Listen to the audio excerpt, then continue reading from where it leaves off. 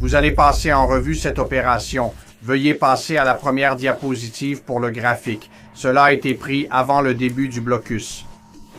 Le nord est en haut. Vous pouvez voir la ligne de blocus au centre du graphique, indiquée par la ligne rouge en pointillé. Cette carte est tirée de notre situation opérationnelle commune que nous utilisons pour permettre aux dirigeants de voir ce qui se passe en temps quasi réel. Nous avons simplement capturé des images d'écran pour mettre en évidence les actions et les activités.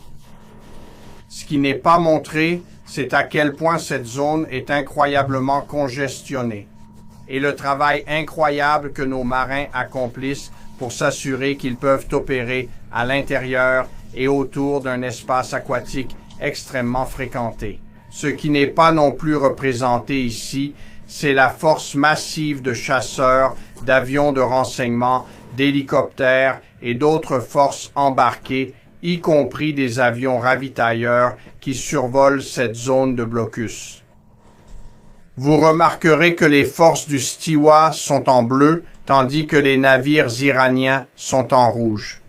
Lorsque nous avons commencé ce blocus, il y avait 7 navires qui étaient une source de préoccupation pour le commandement central du ZIWO.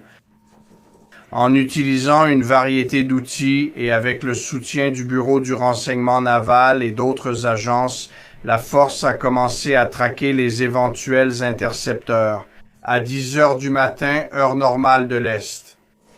Diapositive suivante. Il est maintenant 12h40 heure de l'Est, soit 2h40 après le début du blocus, alors que des navires tentent de franchir la ligne.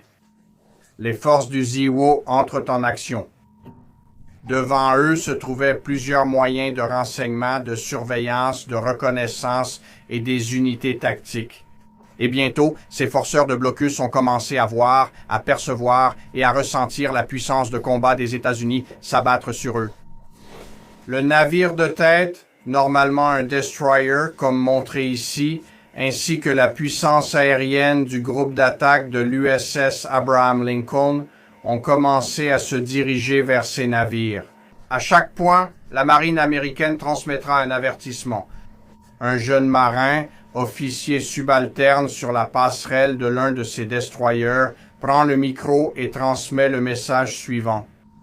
N'essayez pas de briser le blocus. Les navires seront abordés pour saisie s'ils transitent vers ou depuis des ports iraniens. Faites demi-tour ou préparez-vous à être abordés. Si vous ne respectez pas ce blocus, nous utiliserons la force. Pendant que ce message est transmis, comme je l'ai dit, les commandants peuvent voir et ressentir la pression autour d'eux. C'est une machine bien réglée, rodée et exécutée 13 fois depuis le début du blocus. Diapositive suivante. Plus de 20 coureurs de blocus sont passés. 4 heures se sont écoulées depuis le début du blocus. Vous pouvez voir plusieurs navires faire demi-tour. 12 sont restés sur la ligne du blocus et un, non représenté ici à l'est, a fait demi-tour avant d'essayer de traverser. Si un navire franchissait le blocus, nos marins utilisaient des tactiques pour l'intercepter. Si nécessaire, nous l'aborderions et prendrions le contrôle du blocus, y compris diverses mesures graduelles, des options d'utilisation de la force, y compris des tirs de sommation et d'autres mesures.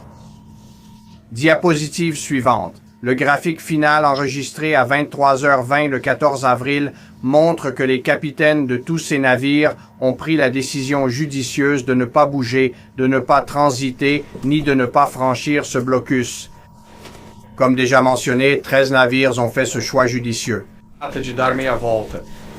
Et, alors que nous continuons à maintenir ce blocus sur ordre du secrétaire et du président, tout navire qui refusera de se conformer à nos instructions sera traité en conséquence. Jusqu'à ce matin, le commandement central du CCIUA n'a eu besoin d'aborder aucun navire en particulier. Et je rappelle que nous menons également des actions et des activités similaires d'interdiction maritime dans la zone de responsabilité du Pacifique contre les navires qui sont partis de cette région. Avant de commencer le blocus. Avant de passer à l'amiral Cooper, je veux parler des marins et des fusiliers marins américains qui appliquent ce blocus spécial, ainsi que de nos destroyers et de nos forces de surface. En parlant d'un destroyer américain, il faut comprendre ses capacités. La classe Arleigh Burke est le pilier de la flotte de surface américaine. Avec plus de 150 mètres de long, ils déplacent 9000 tonnes et sont les voitures de sport de la marine américaine. De la quille au mât, ils atteignent presque 10 étages de hauteur et leurs 4 moteurs à turbine à gaz propulsent le navire à plus de 30 nœuds. Ces navires sont armés de missiles de défense aérienne, de missiles de croisière, de missiles anti-navires, de roquettes, de torpilles et de canons de 5 pouces, de multiples systèmes de guerre électroniques, des hélicoptères embarqués qui augmentent la portée et la capacité de chacun de ces destroyers. Mais de loin, l'arme la plus importante à bord de ces navires est le marin américain. Plus de 300 combattants sont l'âme de ces navires de guerre. En mer, pendant des mois, sous l'autorité du CENTCOM, ils opèrent 24 heures sur 24 dans un état de préparation constant, livrant des résultats pour notre force conjointe. Il fait chaud dans la salle des machines. Le service machine maintient les lumières allumées et le navire alimenté, prêt à répondre aux ordres de la passerelle. Sur cette passerelle, nos marins maintiennent une vigilance constante, manœuvrant le navire de manière tactique et sûre à travers des eaux toujours encombrées. Et il y a beaucoup de choses là-dehors. C'est comme conduire une voiture de sport à travers le parking d'un supermarché un week-end de paix avec des milliers d'enfants pendant que vous essayez de manœuvrer pour atteindre le navire. En bas, au CIC, le centre d'information de combat du navire, les décisions sont prises. Au fur et à mesure que les menaces apparaissent, ces jeunes marins prennent des décisions en temps réel pour identifier et gérer les menaces, et ils sont toujours à la hauteur. Ces navires sont opérés par les marins les plus jeunes de notre flotte de surface. Le timonier, le marin en service sur la passerelle, a généralement seulement entre 18 et 19 ans et on lui fait confiance pour conduire ce navire de guerre à travers ce parking de supermarché sans rien heurter.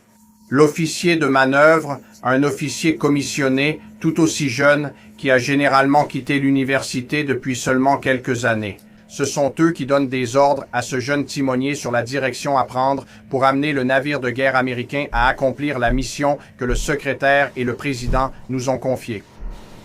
Ce sont des marins incroyablement bien formés. Ils sont dirigés par des chefs expérimentés et aguerris, assumant de grandes responsabilités.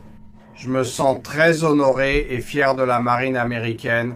Ces marins choisissent la voie la moins empruntée au sein de l'historique flotte de surface et obtiennent des résultats chaque jour. Pour conclure, je mets en avant l'un des marins de surface et rends hommage à ceux des nôtres qui sont tombés. Aujourd'hui, nous nous souvenons de l'aspirant Robert Thompson du USS Lafay, tombé en ce jour de 1945.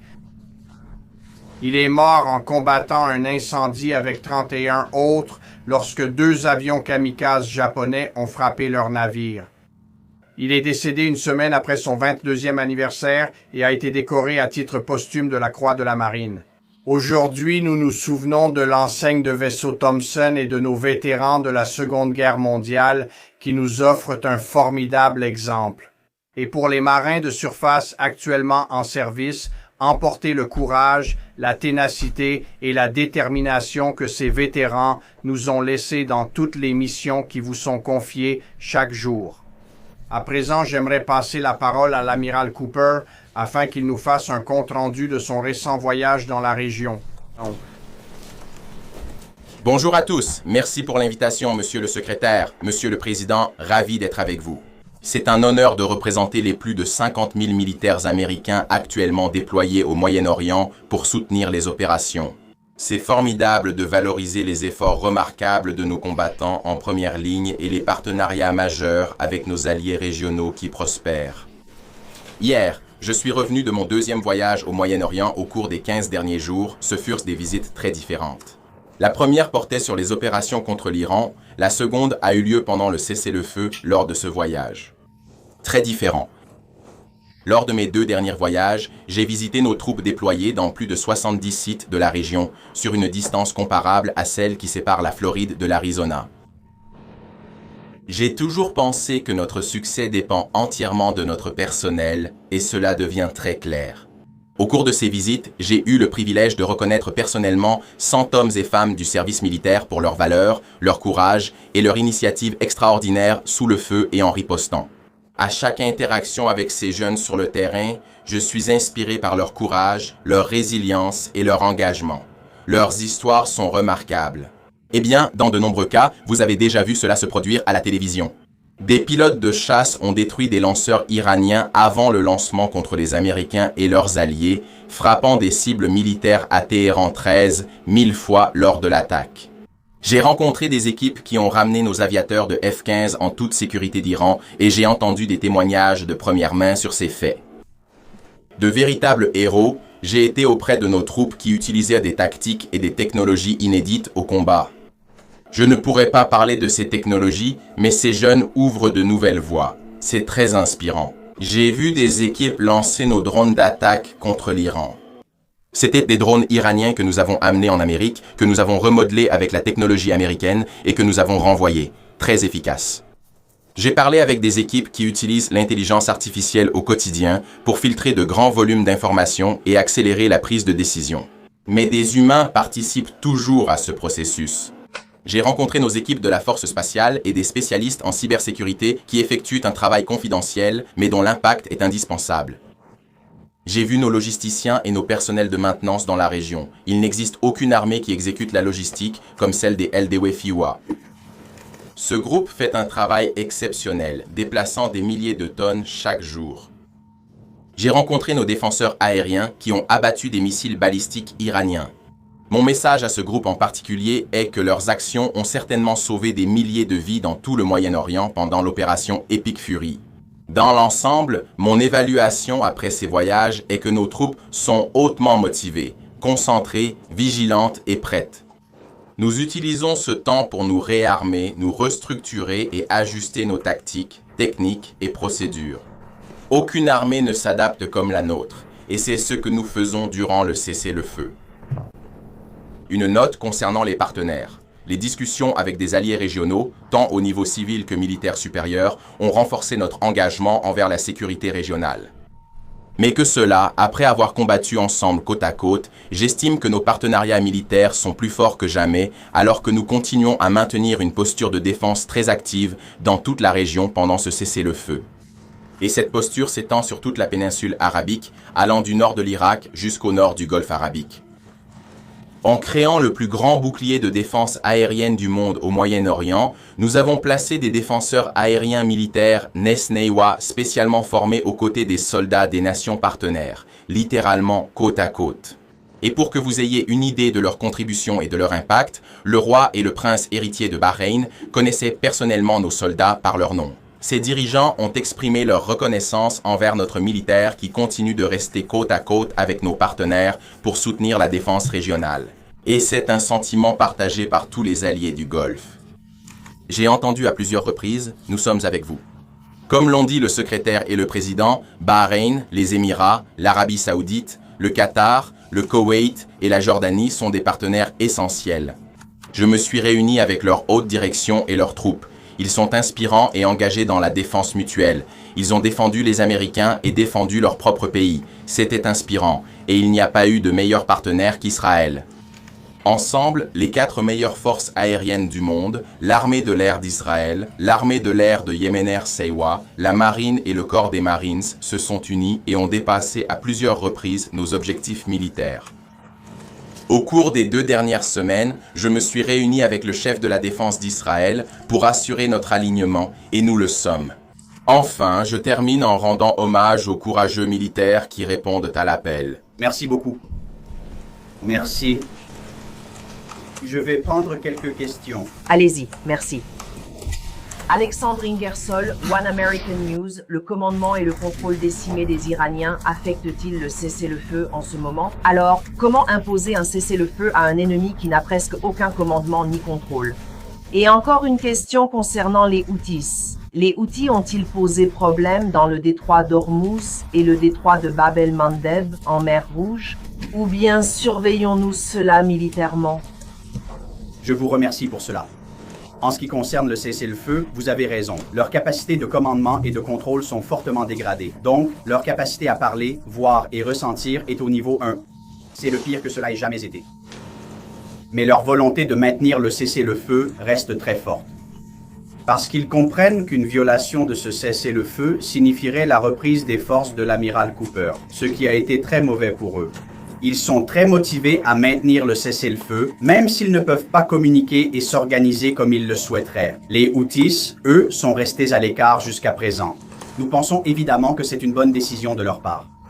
Je crois que cela reflète le fait que, depuis plus d'1 an, lors de l'opération Rough Rider, nous avons mené une campagne intense et continue qui a démontré les capacités américaines, ce qui les fait hésiter à agir dans ce détroit. Ce que je pense serait un très mauvais choix. Oui, monsieur. Bonjour secrétaires, messieurs. David Zia, Real America's Voice.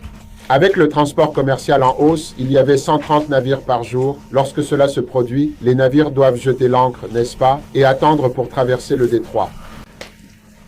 Y a-t-il eu des progrès concernant une force internationale pour remplacer les escortes dirigées par les militaires américains ou quelque chose de ce genre?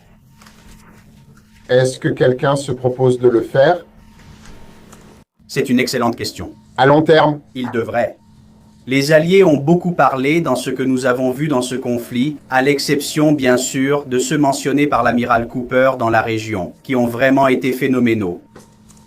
D'autres alliés ont beaucoup parlé et n'ont rien fait. Et, comme le président l'a souligné, il s'agit d'une voie maritime que le commerce américain n'utilise pas tant que ça. Nous ne dépendons pas de l'énergie qui sort du détroit d'Ormuz, mais l'Asie en dépend, l'Europe aussi, ainsi qu'une grande partie du reste du monde. Donc, leur capacité à organiser une défense collective ou à assurer la libre circulation dans les détroits serait quelque chose de formidable. Nous entendons et voyons toujours des discussions à ce sujet, mais quand les coups de feu ont été tirés et qu'on avait le plus besoin d'eux, ils n'étaient pas là dans le détroit ni avec nous.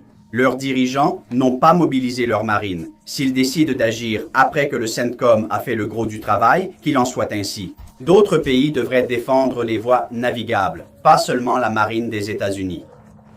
Si cela est accompli, comme nous le pensons, nous accueillerions d'autres pays par la suite. Mais nous ne pouvons pas toujours dépendre uniquement de l'Amérique pour faire le gros du travail. Et c'est un message pour le reste du monde et nos alliés. L'Iran pourrait obtenir une bombe nucléaire. Qui va faire quelque chose à ce sujet? L'Amérique, et seulement l'Amérique. D'autres alliés doivent renforcer leur capacité à projeter leur puissance et à remplir des tâches essentielles, comme libérer un détroit. Alors, nous ne comptons pas là-dessus, mais ce serait vraiment merveilleux si cela se réalisait un jour. Merci monsieur le secrétaire et merci à tous pour votre temps. J'ai des questions. Vous avez récemment évoqué que le guide suprême de l'Iran était blessé et défiguré. Avez-vous des nouvelles permettant de savoir s'il est en vie à l'heure actuelle? J'ai une autre question pour vous. Des comptes de l'ambassade iranienne partagent une vidéo IA de Jésus-Christ tuant le président Donald Trump de façon sanglante. Le Pentagone a-t-il une réponse à cela, y compris au fait que ce Jésus créé par IA jette Trump en enfer? Et enfin, pour l'amiral Cooper, pourriez-vous nous parler du moral des militaires américains que vous observez au Moyen-Orient? Je pense que les Américains veulent vraiment connaître leurs expériences et témoignages. En ce qui concerne l'état de l'individu que vous avez mentionné, je pense que c'est la même chose. Il ne donne pas grand-chose en ce moment, ce qui est compréhensible vu la peur. On pense qu'il est vivant, blessé et défiguré, et son état reste le même. Quant à une vidéo comme celle-ci, bien sûr, c'est répugnant et complètement déconnecté de la réalité. L'Iran multiplie les propos de propagande fondés sur des mensonges, et ses actions ont elles aussi été mensongères.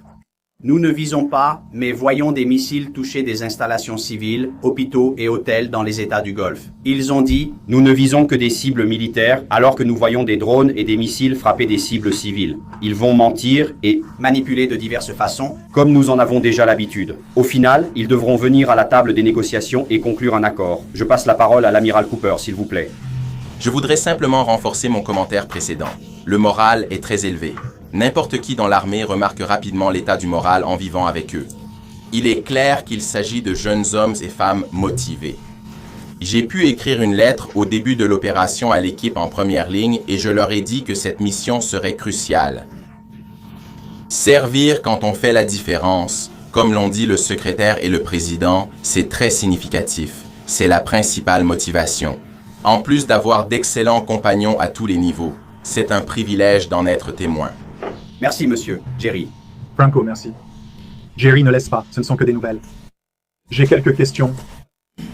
Premièrement, certains critiques et analystes de la politique du gouvernement Trump, y compris l'ancien directeur du NCTC, Joe Kent, ont tenté d'affirmer que la politique d'enrichissement zéro pour les Iraniens n'est en réalité pas une politique du président Trump lui-même, mais plutôt quelque chose qui lui a été imposé par les Israéliens. En y repensant, en faisant une petite révision pour moi-même, j'ai vu que la politique d'enrichissement zéro était celle du département d'État de Trump lors de son premier mandat. Laissez-moi vous interrompre une seconde. En tant que quelqu'un qui, contrairement à ceux que vous avez cités, est avec le président presque tous les jours et a participé à toutes les réunions importantes concernant l'opération Epic Fury, absolument rien n'a été imposé au président des États-Unis. Le président Trump prend ses propres décisions pour défendre les intérêts du pays et travaille avec des alliés et des partenaires, dans ce cas Israël, avec volonté et capacité, ce dont nous le remercions. Rien n'est imposé au président Trump. Les personnes qui ne participent pas à ces réunions et qui en parlent se trompent. Allez-y. Une question rapide à l'amiral Cooper, si vous permettez. Merci pour votre présence. Lors de l'opération Epic Fury, 13 Américains membres des forces armées ont perdu la vie, certains apparemment lors d'accidents de ravitaillement en vol et d'autres lors d'attaques iraniennes, y compris une attaque de drone. J'aimerais beaucoup savoir si vous pourriez partager avec nous en détail comment ces attaques iraniennes ont pu être aussi largement couronnées de succès. Quelles leçons fondamentales ont été tirées et comment appliquez-vous ces leçons dans un avenir proche? Tout cela afin de garantir que nous puissions nous défendre bien mieux contre ce type de menaces et de futures attaques. Question vaste. Avant tout, nous honorerons toujours ceux qui sont tombés, dont les 13 qui ont perdu la vie. Mais de la détermination. Saper la motivation des forces adverses. J'ai rencontré de nombreuses personnes connaissant personnellement les victimes. Plusieurs blessés signalés sont déjà revenus. 90% d'entre eux sont déjà revenus. Cela te donne un sentiment d'utilité et de la motivation. Nous avons recueilli des dizaines, voire des centaines, d'enseignements tirés. Maintenant, notre force conjointe applique ces leçons de façon tactique. Comme au football américain, à la mi-temps ou entre les quarts-temps, les grandes équipes s'ajustent. Nous sommes une grande équipe et nous faisons exactement cela. Nous apprenons, nous appliquons et nous avançons. Je ne vais pas commenter ces leçons. Elles vont aussi au-delà du Centre-Com et à travers toute la force conjointe. Nous sommes une organisation qui apprend, donc les adversaires mondiaux doivent le reconnaître et en tenir compte. Sans aucun doute. De plus, le président et moi avons eu l'occasion de saluer ces 13 personnes avec leurs familles à Dover. Cela renforce notre détermination. Je peux témoigner de la planification réalisée à chaque étape.